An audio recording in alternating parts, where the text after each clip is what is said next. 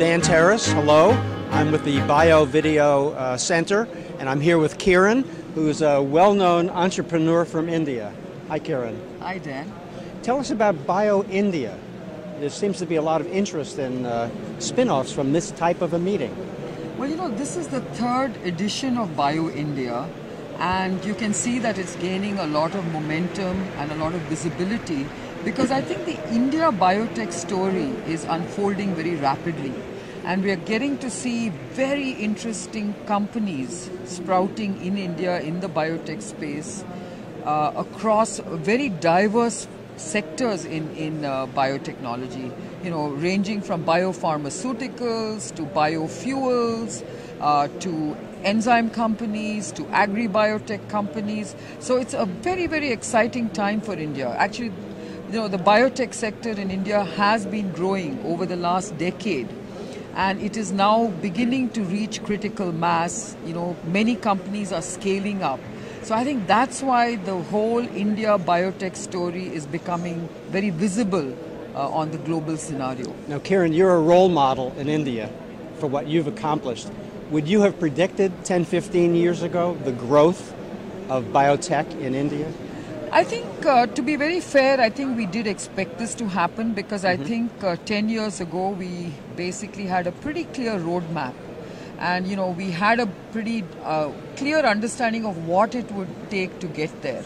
We predicted this, the size of this segment to be about $5 billion, and that's exactly where we are today. So we've been pretty accurate about forecasting. But I think the potential is much greater.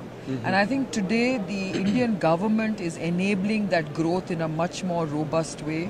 I think they're putting into place a lot of very good incentivized programs, funding, and doing a lot of stuff which really will propel growth in this sector.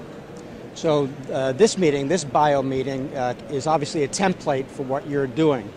Do you see the same kind of partnerships developing? I mean, that's obviously the strength, one of the strengths of this kind of program. So you hope to attract an international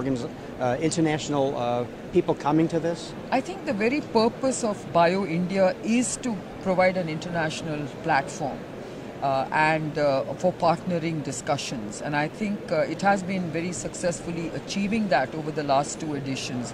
This year should be much bigger, and there should be far greater interest in what's happening in India because 2 years ago it was in its nascency. I think today you're seeing a lot more happening in India. There's a lot more interest in India. And I think India as a market itself is very attractive.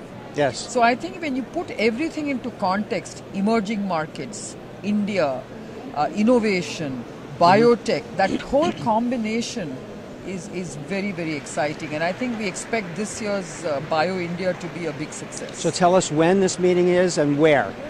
It's in Mumbai on the 12th and 13th of September. And we just hope that everybody gets to Mumbai on those 2 dates. So maybe you should have Fareed Zakaria as a tour guide and fill up a 747 heading to Mumbai. Well, Fareed Zakaria is a Mumbai man.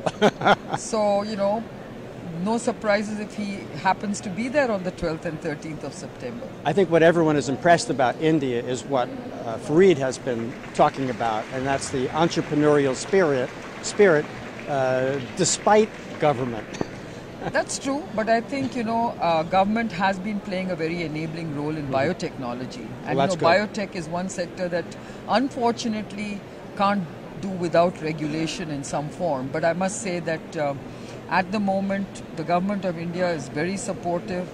And I think biotech is going to be a big, big growth story for India. Well, Kiran, great talking to you. It was a pleasure. Thank you very much. This is Dan Terrace for the Bio Video Daily Show. Thank you.